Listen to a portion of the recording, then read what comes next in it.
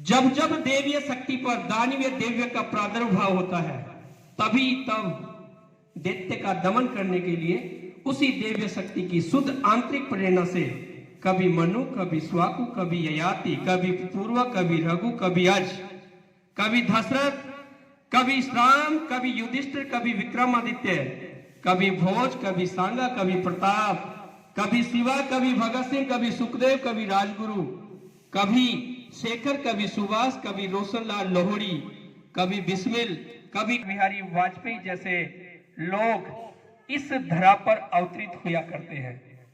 प्यारे विद्यार्थियों, किसी ने पूछा कि क्या करते हो, क्या करते हो?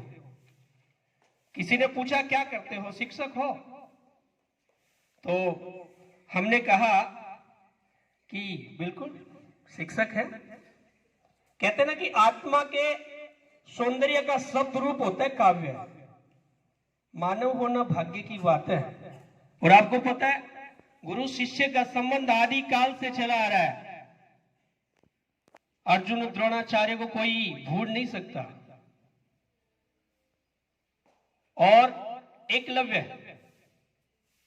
जब कहते हैं कि जंगल में शिक्षा दे रहे थे, एकलव्य एकांत में बैठ करके सुन रहे थे, तो उन्होंने उसी प्रकार से विद्याओं का रिहर्सल किया। उन्होंने जैसा जैसा सिखाया एकांत में जाकर के उनका अभ्यास किया और वो अर्जुन से भी आगे निकल गए। एक बार गुरुजी कहीं गुजर रहे थे तो कुत्ते भौंकने लगे।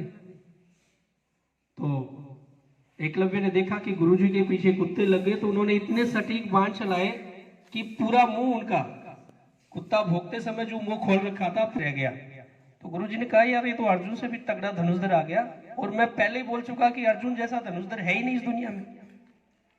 तो एकलव्य को जब द्रोणाचार्य ने कहा कि तेरे गुरु कौन है, तो उन्होंने कहा कि गुरुजी आप हो। तो उन्होंने कहा यार मैं तो नहीं हूं, तेरे को कभी सिखाया नहीं। बोले नहीं गुरुजी, आप जब इन राजकुमारों को शिक्षा देते थे, कौरव पांडवों के बच्चों को, तो मैं पेड़ के पीछे छुप करके सुनता था। तो बोले यार गुरु दक्षिणा देनी पड़ेगी। तो बोले तेरे को ये अंगूठा देना पड़ेगा। तो उन्होंने बिना किसी संकोच के सहर्ष अंगूठा काट के दे दिया।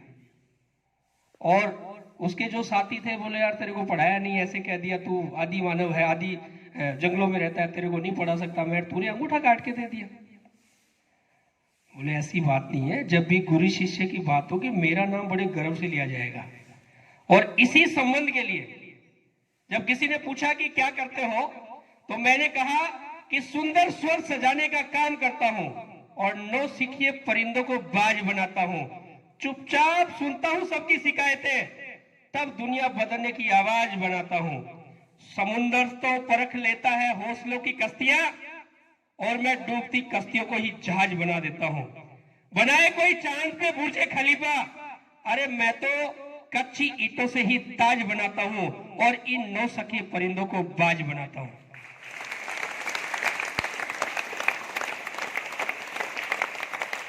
अब